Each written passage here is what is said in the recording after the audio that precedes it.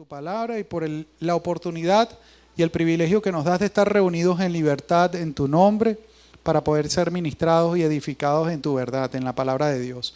Así que te pido que me uses como herramienta para bendecir la vida de mis hermanos y que sea tu palabra fluyendo con libertad y el Espíritu Santo ministrando a cada corazón. Te lo pedimos, Padre, en el nombre poderoso de Cristo Jesús. Amén y amén. Hoy les voy a hablar acerca de la austeridad de Cristo. Ayer en la mañana justamente estaba pensando en eso, en la austeridad de Cristo. Austeridad significa la decisión de vivir con lo necesario. ¿Ok? Para los que no conocen el término, le estaba diciendo a mi esposa ayer en la mañana, oye, sería interesante hablarle a las personas acerca de eso. Y cuando me toque predicar, yo le dije, cuando me toque predicar voy a preparar un mensaje de esto. Y justamente ayer en la noche me avisaron que el apóstol no iba a poder predicar y consideré que pues el Espíritu Santo es el que deseaba de que les compartiera este tema. Vamos a leer en la palabra de Dios, en el libro de Lucas, en el Evangelio de Lucas, capítulo 9, versículos 57 y 58. A ver, dice la palabra de Dios de la siguiente manera. Mientras caminaban, alguien le dijo a Jesús, te seguiré a cualquier lugar que vayas. Jesús le respondió, los zorros tienen cuevas donde vivir y los pájaros tienen nidos, pero el Hijo del Hombre no tiene ni siquiera un lugar donde recostar la cabeza. Hasta ahí. No les voy a leer más, lo voy a dejar hasta ahí. ¿Qué pasa con esto? A ver, yo quiero ponernos en contexto para que entendamos esas palabras de Jesús y por qué las dijo y a quién se las dijo. ¿De acuerdo?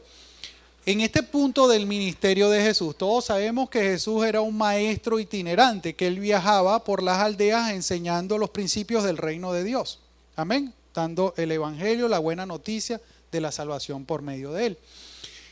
Cuando llegamos a este punto del ministerio de Jesús, Jesús ya estaba perfilándose o ya estaba en esa última etapa de su ministerio yendo hacia Jerusalén.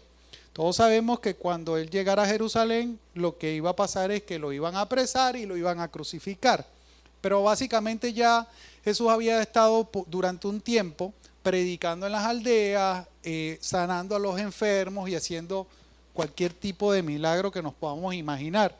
Y Jesús ya era una persona reconocida, que tenía multitudes que lo seguían, multitudes que tenían expectativas diversas. Algunos lo seguían porque necesitaban un milagro, otros porque tenían hambre, otros porque veían en él un liderazgo y muchos otros porque verdaderamente querían ser parte de ese círculo que estaba con él, o sea, ser un discípulo de Jesús. En esa época era muy común que cuando tú querías aprender acerca de algo o cuando tú querías formar parte de un grupo social, tú buscaras un maestro, o sea, la gente buscaba a sus propios maestros. Y la gente se adhería a esos maestros y a las cosas que hacían para poder aprender de ellos. Entonces, en este punto de su ministerio, ya Jesús tenía una cantidad enorme de personas que le estaban siguiendo. Ya Jesús tenía sus 12 apóstoles que eran sus más cercanos, pero habían otros discípulos. De hecho, que el Evangelio cuenta que en una ocasión él manda a 70 personas a predicar la palabra y eran 70 de los más cercanos. Y era normal que la gente se acercara y le ofreciera su lealtad con la condición de que fuesen sus discípulos. En este caso, en este pasaje donde leí esto, hay 3 personas que se acercan a Jesús a pedirles, seguirles o a ser sus seguidores y Jesús los pone en perspectiva, ¿no? Les pone los pies en la tierra y conociendo, porque saben que Jesús conoce el espíritu humano, Él conoce nuestras motivaciones sin necesidad de que nosotros abiertamente se las digamos. Cuando Jesús se consigue con este hombre viene y lo aborda. Imagínense que Jesús iba caminando con toda la gente que lo seguía y este hombre lo aborda y le dice, mira, yo estoy dispuesto a seguirte a donde tú vayas. Como nosotros ya conocemos toda la historia, sabemos a dónde iba Jesús, a la cruz, ¿verdad? Ese era su destino final. Y este hombre le hace ese ofrecimiento y Jesús está claro que el hombre no estaría dispuesto a llegar hasta eso, porque ni sus discípulos más cercanos, los más íntimos, cuando se dieron cuenta que era verdad, que él iba a ir a la cruz, ¿qué pasó con todos ellos? Se espantaron, salieron corriendo, desaparecieron. Entonces, Cuando este hombre viene y le dice esto, Jesús no lo rechaza de entrada, así le dice, no, tú no me vas a seguir, porque no era el estilo de Jesús, no era la forma en que Jesús actuaba, sino que simplemente Jesús le dice, le hace le refiere a algo que era obvio. Jesús en ese momento era un maestro itinerante y eso significaba que él no tenía un sitio de residencia fijo, él no tenía hogar, él había renunciado a su hogar. Él no tenía un lugar a donde todas las noches llegara a acostarse en su cama ni nada, sino que él dependía de la hospitalidad de las personas. En un pasaje paralelo a este, que está en Mateo 8:20, se dice que ese hombre que abordó a Jesús con esa propuesta era un escriba. Un escriba era un líder religioso. ¿Qué hacían los escribas? Pues los escribas se encargaban de dos cosas particulares. Una era de interpretar los preceptos de la ley y la otra era enseñar la ley. Esas personas tenían una posición social acomodada. Los escribas eran personas que gozaban de buena reputación y que además de gozar de buena reputación tenían un estilo de vida holgado, o sea, no es que sufrían necesidad de ningún tipo. Y Jesús sabía, cuando este hombre lo aborda así, que en el fondo, en el espíritu de ese hombre, no habría ni la valentía ni la voluntad de renunciar a sus cosas materiales y a su comodidad, para estar siguiendo a Jesús en el camino. Amén. ¿Hasta aquí me hago entender? Ok. Entonces, Jesús le plantea eso como una verdad. Le dice, mira, lamentablemente, yo no tengo nada que ofrecerte. No te puedo ofrecer la comodidad que yo sé, tú aspiras. Porque todo el mundo quería estar cerca de Jesús. ¿Para qué? Para aprender de Él. Para ver si era posible saber cómo actuar de manera sobrenatural y para tener el reconocimiento de las personas. Y probablemente esa era la motivación de este señor. La mayoría de los escribas más bien discutían continuamente con Jesús porque las enseñanzas de Jesús muchas veces contradecían las interpretaciones que ellos habían hecho de la ley. Pero como cosa muy rara, a este hombre sí le parecía correcto, justo y hasta digno de ser seguido. Entonces Jesús le dice, mira, yo no tengo ni siquiera, las zorras tienen una cueva, pero yo ni siquiera tengo una piedra para poder recostar mi cabeza, no tengo una almohada y no te puedo ofrecer nada. La palabra no nos dice si el hombre lo siguió o no lo siguió, sino que sigue hablando, por ejemplo, de otro hombre al que Jesús le dice, epa, ven y sígueme. Y el hombre le responde, oye, pero déjame enterrar a mis padres y después te sigo. Pero el papá no estaba muerto todavía, imagínese usted. Entonces, lo que hablaba de esto, lo que Jesús nos expresa con respecto a esto es que este asunto de seguir a Jesús requiere de cierta inmediatez, ¿sí? Pero no de una inmediatez impulsiva. Nosotros no podemos seguir a Jesús de manera impulsiva, de manera emocional, o sea, como que eso es lo que yo necesito y eso es lo que me llena y eso es lo que yo creo que me sirve y hacerlo. Sino que así como ciertamente necesitamos reconocer que tenemos necesidad de Dios y que Jesús es nuestra forma de estar a cuentas con Dios, necesitamos entender que no lo hacemos por lo que nos puede traer como beneficio, sino porque nosotros tenemos la necesidad de encontrar y descubrir nuestro propósito personal. Entonces, si tú como persona te has preguntado durante muchos años, oye, ¿para qué nací yo? ¿Para qué sirvo yo? ¿Por qué yo estoy en el mundo? ¿A quién más capacitado que el que te creó para darte pistas y para guiarte hacia eso?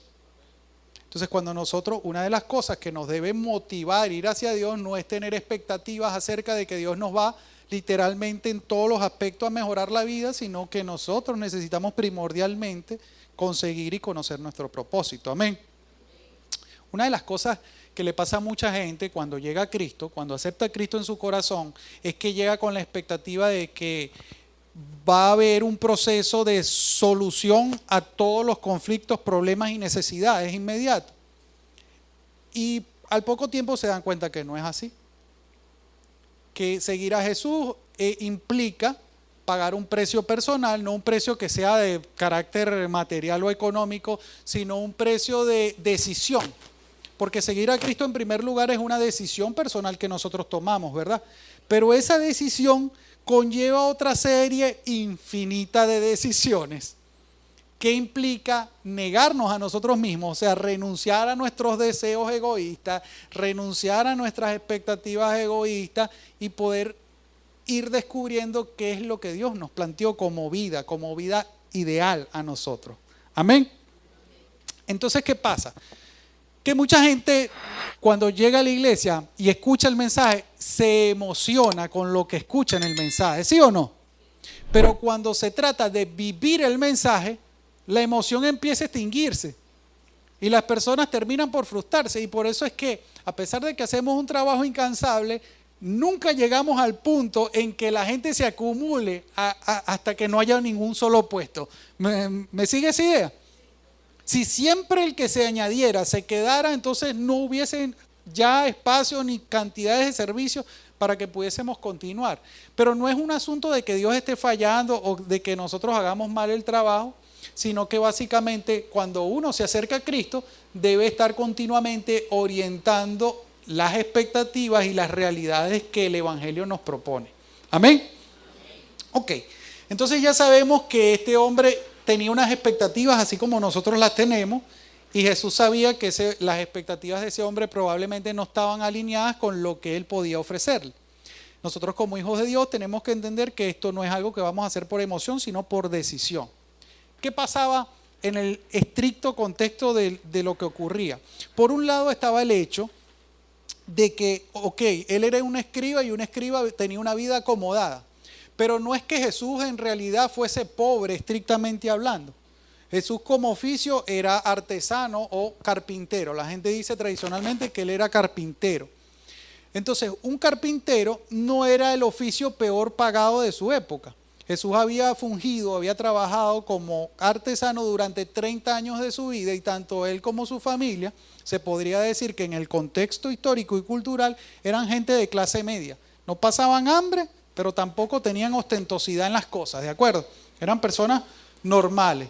Cuando Jesús decide, a los 30 años dice, yo tengo un llamado y tengo un propósito, yo sé cuál es mi destino, él tuvo que pasar por un proceso de renuncia y de decir, si yo quiero llevar a cabo mi propósito y mi misión, tengo que dejar esta vida que he desarrollado hasta ahorita a un lado y ponerme a esto. ¿Por qué? ¿Cuál era el sentido de urgencia? Bueno, le quedaban 3 años.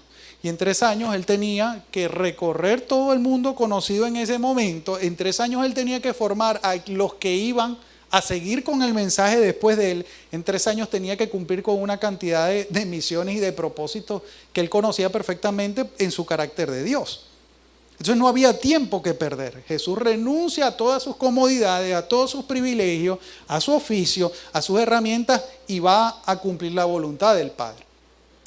Con nosotros pasa similar. No es que Dios nos pide estrictamente que abandonemos todo y nos dediquemos por completo simplemente a estudiar la palabra, orar. No se trata de eso, porque muchas veces el propósito personal que nosotros tenemos no está enmarcado dentro de las paredes de la iglesia, sino en la vida que hemos venido desarrollando. ¿De acuerdo? Si usted estudia una profesión o tiene un oficio, eso es una decisión que usted tomó en un momento particular de su vida. Y Dios puede en ese entorno cumplir con su propósito. Amén. Pero siempre va a estar esa exigencia, ese deseo, esa bendición de que podamos servir a Dios como iglesia. Y eso es un aspecto del crecimiento espiritual de las personas, que las personas deciden en un momento de su crecimiento. O sea, hay un momento en que usted viene a la iglesia que usted dice, a mí me gustaría servir a Dios aquí, hacer algo para Dios aquí. Eso no va a implicar que usted va a abandonar todo lo demás. ¿Sí me sigue? Yo conocí a Cristo a los 15 años o a los 14 años más o menos, y desde esa época, como a los 2 años, yo ya entré en el proceso del deseo de servir a Dios. Y como tengo ya más de la mitad de mi vida sirviendo a Dios, no tuve ese sentido de premura de decir, no puedo hacer nada más que no sea servir a Dios, porque esto es a lo que Dios me llamó. No sé si... A ver, entonces yo tengo una profesión, ejerzo mi profesión, pero junto con el ejercicio de mi profesión, también ejerzo como pastor porque es mi llamado espiritual. ¿Ok? Pero hay un sentido de responsabilidad y de prioridad en esto. O sea, el asunto es la disponibilidad. Cuando anoche yo me enteré que tenía que predicar, no, si es X, sale corriendo, ¿verdad? Porque es una responsabilidad, es un mensaje ya en la noche. Pero como es mi llamado, yo dije, ok, Señor, usted me metió en este paquete porque usted le placía y porque usted sabe que yo soy capaz. y ahí ejerzo la fe. Amén. Entonces, servir a Dios no es un asunto de capacidades, porque las capacidades muchas veces Dios te las otorga sobrenaturalmente en el camino, sino de disposición y de fe. Amén. Entonces, siempre que Dios te llame, Dios te va a llamar por fe. Es tu fe lo que va a hacer que se active ese llamado de Dios en tu vida y lo que te va a promover para poder seguir a Dios de una manera eficaz. ¿Estamos de acuerdo en eso? Entonces, ya sabemos que Jesús, en la época de Jesús, Jesús tenía todo lo que una persona pudiese necesitar. Pero Él renunció a todo por la premura de su propósito, porque era necesario que Él fuera a la cruz. Entonces, ¿qué pasa? Que en la época de Jesús había mucha gente pobre, pero usted sabía que aún entre los pobres más pobres había muy poquitas personas que no tenían casa. Incluso los más pobres tenían vivienda en la época de Jesús. Así fuera una vivienda muy humilde. Y cuando él le dice al escriba, mira, yo no tengo ni siquiera donde recostarme la cabeza, le estaba dando a entender que, o sea, su condición, el requerimiento de su misión implicaba renunciar hasta lo que los más pobres no renunciaban. ¿De acuerdo? Entonces, a veces no nos ponemos a pensar, a veces la gente llega a la iglesia y se distorsiona un poco su percepción de la realidad. Yo no te puedo decir a ti que cuando tú vienes a Cristo, Cristo te llama, ¿sí o no? Tú no sentiste que Dios te llama, o sea, quizás alguno Dios lo está llamando y quizás ya lo llamó en otro momento. Pero cuando Dios te llamó, tú no tenías una convicción en tu corazón de que tenías que tomar una decisión. Es una pregunta, perdón. Entonces, cuando tú decías, yo necesito a Dios, yo necesito descubrir mi propósito, yo necesito un Salvador en mi vida, tú tomas una decisión, pero lo que conlleva esa decisión tú no lo puedes controlar, en primer lugar, ni puedes definir qué es, sino que entras en un proceso que es un proceso de desapego. A ver, si hay algo que a mí me llama muchísimo la atención de la personalidad de Cristo, es que Cristo era desapegado. Él nunca nos dijo a los cristianos, a los que le seguimos, que la pobreza es un fin en sí mismo. Él no nos invita a ser pobres, literalmente hablando. Él nos invita a ser desapegados.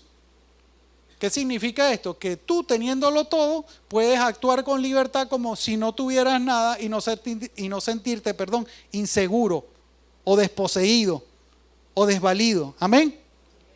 Porque es importante que entendamos que en un momento, todos los seres humanos en un momento pueden tenerlo todo humanamente, lo humanamente deseado, y al día siguiente puede perderlo todo. Y hay que tener esa misma idea que tuvo Job. ¿Qué le pasó a Job? Job tuvo todo lo que deseaba y de un día a otro todo le fue quitado. ¿Y cuál fue la respuesta de Job? Él dijo, Jehová dio y Jehová pidió, o sea, el nombre de Jehová glorificado. Esas palabras de Job denotan una actitud de desprendimiento, ¿sabes? De no apego a las cosas. Y eso fue lo que permitió que Job recuperara todo y lo recuperara incluso multiplicado. Amén. Entonces, ¿qué significa esto? Yo sé que muchas personas llegan a Cristo o están viniendo a la iglesia y dicen, bueno, Señor, yo sé que mi fe me puede ayudar a acceder a lo que yo necesito, a lo que yo te estoy pidiendo. Y ciertamente Dios te puede dar lo que tú necesitas y lo que tú le estás pidiendo. Pero ¿sabes una cosa? La mano de Dios no es movida por tu necesidad, sino por tu fe. ¿Entiendes esto? La mano de Dios no es movida por lo que tú necesitas, sino por tu capacidad de creer en que Él es capaz de proveerte, de sanarte, de suplirte, de ayudarte, de darte la sabiduría para resolver las cosas. Pero si toda tu confianza está puesta en lo que tú sabes, en lo que tú tienes o en lo que tú te sientes capaz de hacer, entonces no estás preparado para seguir al Señor. Una de las cosas más paradójicas es que cuando tú decides seguir al Señor, tú sientes como que las cosas se salieron de tu control, y ciertamente se salieron de tu control, porque la única forma en que tu vida pueda llegar a hacer algo que le agrada a Dios es renunciando al control. Tú quieres saber cómo te vas a parar, cómo te vas a acostar y todo lo que vas a hacer en un día, pero cuando tu vida está en las manos de Dios, a lo largo de un día ocurren tantas cosas que están fuera de tu control, que lo único que a ti te toca hacer es, renunciar al control y entregarte a través de la fe a los resultados que Dios pueda ir generando en el proceso. ¿Sí o no? ¿No le ha pasado eso a usted?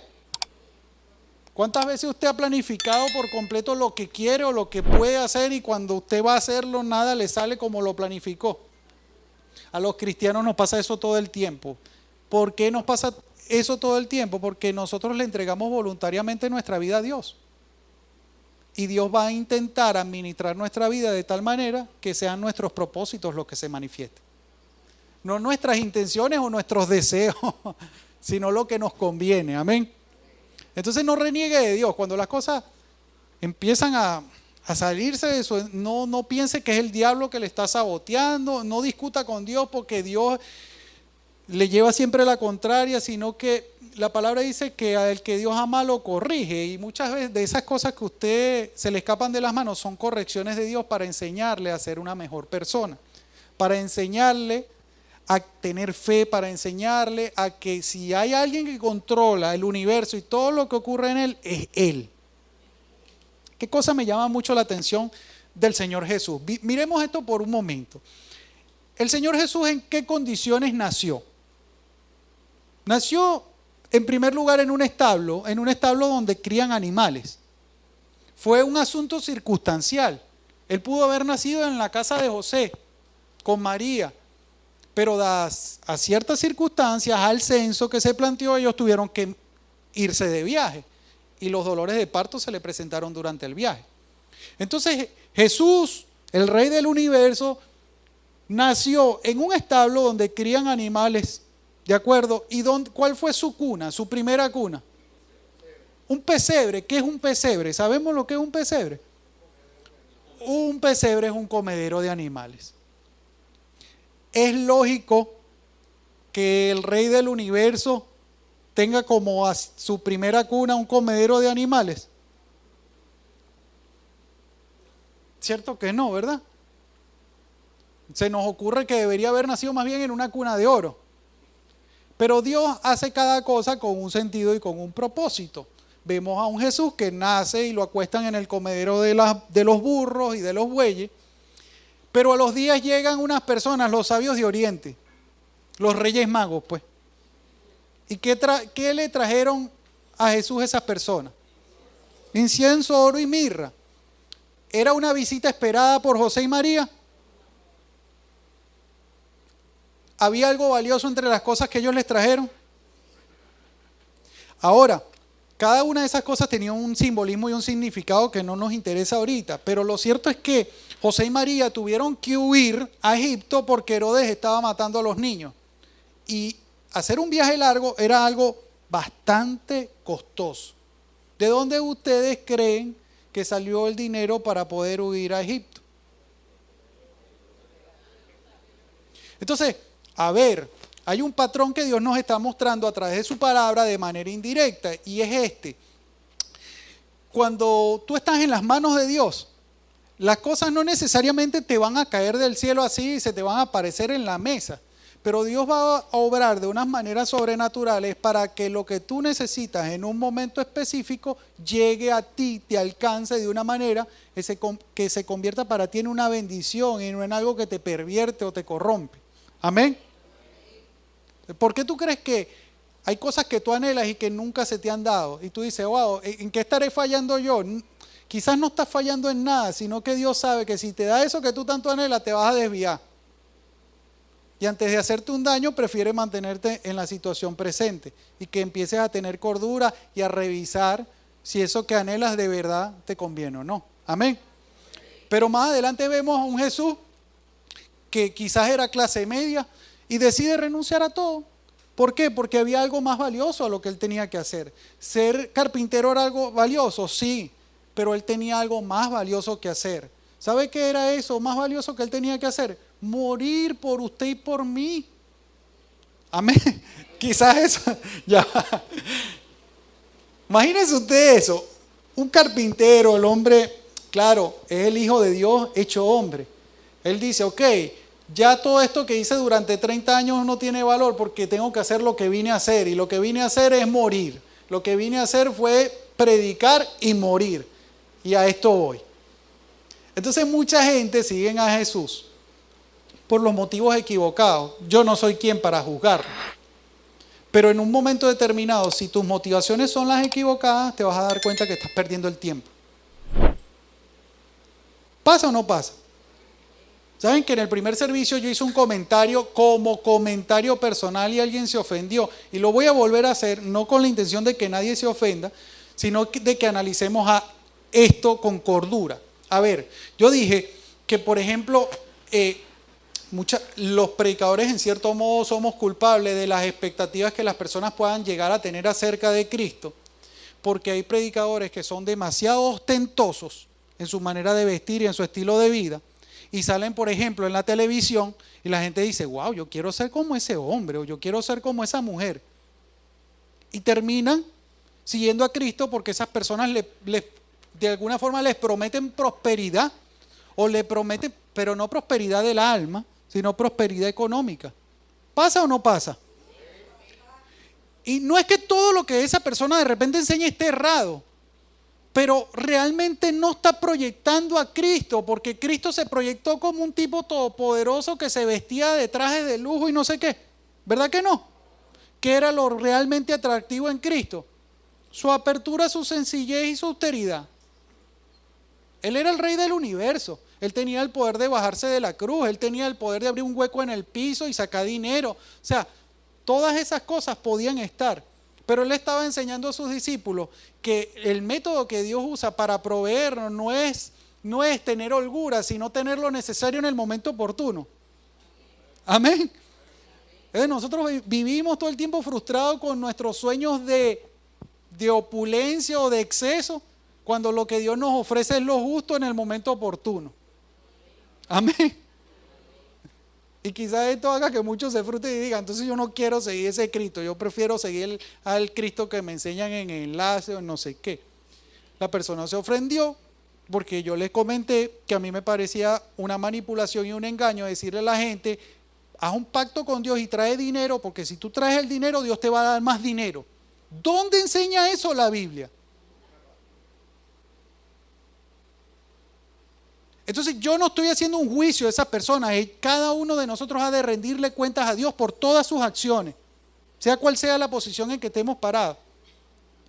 Pero qué malo es usar a Cristo como una excusa para obtener lo que nosotros queremos o lo que nosotros necesitamos. Yo no puedo manipularlo a usted, así como no puedo manipularlo a usted para tener lo que yo necesito, tampoco debo hacer esto. Fíjese, este es otro aspecto de eso mismo. Hay personas que dicen, bueno, yo quisiera que Dios me diera esto o aquello porque yo lo necesito. Hay gente que está enferma y quiere que Dios le sane. ¿Eso es un buen deseo? Por supuesto que sí. A ver, ¿de qué forma Dios te puede sanar? Dios te puede sanar sobrenaturalmente y un día amaneces sano. O Dios puede usar una persona que ore por ti y te sane. O Dios puede proveerte para que vayas al médico y el médico te examine y te diga qué es lo que tiene y te mande un tratamiento y te provea para tu tratamiento y tú sigas el tratamiento al pie de la letra y te mantengas sano. Pero sea que tú estés sano o enfermo, todos nos vamos a ir al mismo lugar. ¿Es o no es? ¿Por qué queremos forzar a Dios a que haga las cosas a nuestra manera? No debemos actuar así. Debemos entender que lo que Cristo nos dio a entender con su vida es que Él mostró desapego y decidió hacerse pobre por una razón. ¿Y ustedes quieren conocer cuál es esa razón?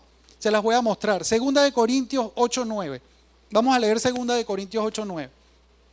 Fíjense lo que dice la Biblia. Dice, ustedes conocen la gracia generosa de nuestro Señor Jesucristo, aunque era ¿qué? Rico, por amor ¿a quién? A nosotros. Se hizo pobre para que mediante su pobreza, pudiera hacerlos ricos. ¿A quién hizo rico Jesús a través de su pobreza? Y usted dirá, ¿de dónde está esa riqueza? Porque en mi banco no está. ¿Sabe en qué consiste esa riqueza, apreciado hermano o hermana? En que usted ha entendido que la vida no se acaba en 50, en 60, en 70 o en 80 años, sino que hay una eternidad esperándole. ¿Y qué pasa? Que cuando usted sabe que a pesar de que su cuerpo pueda morir, hay una eternidad a la que usted tiene acceso. Su cuerpo va a morir, pero su alma y su espíritu permanecen vivos eternamente. Usted empieza a vivir con su perspectiva, no puesta en el presente, sino puesta allá, en la eternidad. ¿Y cómo enriquece eso su vida? Aunque atraviese dificultades en el presente, usted sabe que todo lo bueno que Dios le dé a hacer en el presente se convierte en riquezas en la eternidad. Jesús no dijo, háganse tesoros en el cielo. Él dice, háganse tesoros en el cielo, no en la tierra, porque en la tierra vienen las polillas y se los comen y el orín lo corrompe. Pero en el cielo nada puede destruir la riqueza que tú cultives allá. Entonces ya va, Dios no es loco. Si Dios nos dice a nosotros, háganse tesoros en el cielo, es porque ese tesoro que tengamos eternamente nos va a servir de algo. Pero déjenme decirle otra cosa, no es ostentación en la eternidad. ¿Saben cuál es el objetivo de tener tesoros en el cielo? Poder tener algo que ofrecerle a Dios en sus pies y decirle, gracias Señor, aquí no necesito nada, pero esto es lo que yo te puedo ofrecer. Qué maravilloso es eso, ¿sí o no? ¿Por qué le digo todas estas cosas? Porque Cristo en el fondo se sentía seguro todos los días de su vida a pesar de la inseguridad que lo acechaba. ¿Por qué? Porque usted también, ¿y por qué le digo esto? Porque usted necesita sentirse seguro a pesar de lo difícil o de lo inestable que puede ser su caminar diario. Porque si usted está en las manos de Dios y Dios sabe qué es lo que usted necesita y a dónde lo quiere llevar y cuál es su propósito, debe confiar en Él. Amén. Debe animarse y decir, ok, Señor, yo no entiendo cómo está ocurriendo esto o por qué está ocurriendo esto, pero mi fe está puesta en ti. Y todo lo que haga falta en el camino, tú lo vas a suplir conforme a tus riquezas en gloria en Cristo Jesús. Para que yo no quede en vergüenza y para que mi fe no decaiga. Amén. Entonces, a ver, a mí eso me trae paz. ¿A usted no le produce paz eso? Porque no se va a tratar de lo bonito que sea su carro, que si usted tiene un carro bonito, disfrútelo, fue Dios que se lo dio también, ¿oyó? Y administrelo, porque nada nos pertenece, todo le pertenece a Él. ¿Usted quiere tener cosas bonitas? Si Dios se las da, úsela con entendimiento, administrelas bien y honre a Dios con lo que Él le está dando. Y eso va a ser una opción para que Dios ponga cosas más valiosas en sus manos. La palabra dice, si usted es fiel en lo poco, en lo mucho será puesto, ¿sí o no? Pero eso no lo define usted como persona. ¿Qué es lo que lo define usted como persona? Su fe. ¿Dónde está puesta su esperanza eterna? Amén. Yo no sé por qué están tan callados.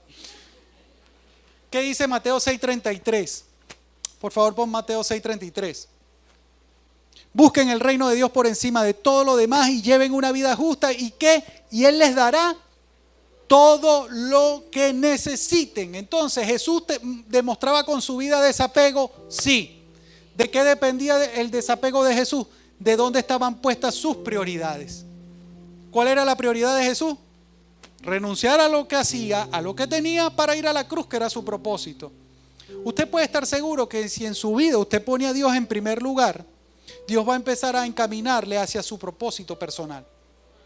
Y en ese trayecto hacia su propósito personal, Dios va a ir supliendo sus necesidades porque usted lo ha puesto en primer lugar. Porque usted decide honrarlo con lo que hace, con lo que piensa, con lo que tiene. Y así usted va a vivir una vida plena, usted se va a sentir contento. Porque usted va a reconocer que todo lo bueno que llega a usted es porque Dios se lo ha dado. Que todo lo bueno que sale de usted es porque Dios lo ha propiciado en su corazón. Y que cada cosa que usted hace honra a Dios y lo hace sentir orgulloso. A pesar de que pecamos todos los días. Porque también tenemos un abogado a quien acudimos arrepentidos y nos perdona. Amén.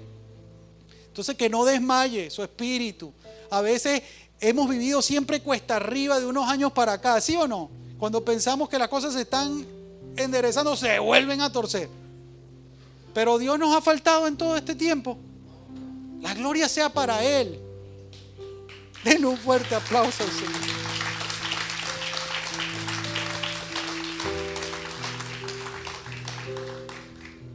Si sus prioridades están alineadas con las prioridades de Dios, Dios le va a bendecir. La bendición lo alcanza a usted. Usted no va tras las cosas. Las cosas lo alcanzan a usted en el momento en que a usted le conviene y las necesita. Si Jesús nos mostró con su austeridad que lo más importante no es lo material, sino ser bondadoso. Aún con lo poco que usted tiene, usted puede ser un reflejo de la gloria de Dios. En ese mismo capítulo que leímos, Jesús alimenta a 5,000 y lo alimentó con 5,000 panes. No, los discípulos dijeron, despide a esta gente, que cómo vamos a hacer para darles de comer. Jesús le dijo, ¿qué es lo que tienen ahí? 5 panes y 3 peces. Siéntelos de 50 en 50 y empiecen a repartir. Dice la Biblia que alcanzó, se manifestó la sobrenaturalidad de Dios. Porque ¿sabes qué? A pesar de que tú inconscientemente sí cuentas con lo que tú cuentas, Dios no cuenta con lo que tú cuentas, sino con lo que Él puede generar en ti.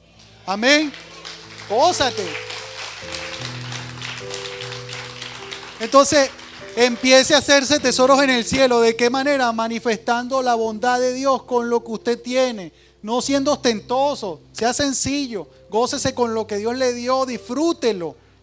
Administrelo. Agradézcale a Dios todos los días por la vida, por la salud, sea buena o medianamente buena o mala, por la ropa que viste y por todo lo que le ha dado.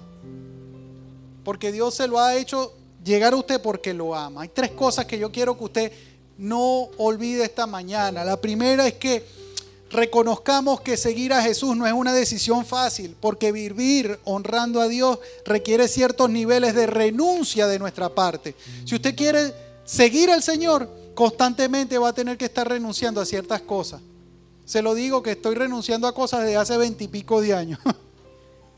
Entonces es un proceso de renuncia a sus deseos egoístas, de renuncia a las cosas que no van alineadas con Dios. En segundo lugar, desarrollemos el desapego como una forma de imitar a Cristo, dejando a un lado lo superfluo y pensando racionalmente en nuestras necesidades en contraste con nuestras expectativas.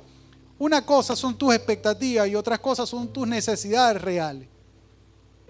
No siempre Dios va a suplir tus expectativas, pero ¿sabes qué? Dios siempre va a suplir tus necesidades. No por el mero hecho de que las necesites, sino porque tú manifiestas fe en Él, en su cuidado, en su provisión. Amén. Y lo último es que tengamos prioridades. Colocando a Dios en el primer lugar de nuestra vida, empezaremos a experimentar la sobrenaturalidad de la añadidura y tendremos la disposición de invertir la eternidad glorificando a Dios en el presente. Amén. Dios te va a añadir lo que necesitas en el momento que lo necesitas. Solo y siempre y cuando tú le hayas otorgado voluntariamente el primer lugar de tu vida. Amén. Vamos a ponernos de pie y vamos a orar.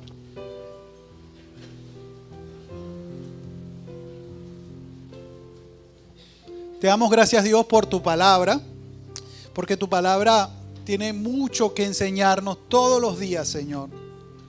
Te doy gracias porque tú nos demostraste con tu vida que la austeridad es una buena forma de que entendamos que tú eres nuestro proveedor y que le demostremos a los demás que la prosperidad que tú nos ofreces no simplemente es material, sino una prosperidad en nuestra alma, que nuestras emociones estén sanas, que nuestra dependencia a ti no represente un sentimiento de desvalidez, sino de seguridad, que podamos comprobar que tú eres fiel y que tú eres amoroso y que tú eres bondadoso y que nos bendices aún más de lo que nosotros nos merecemos.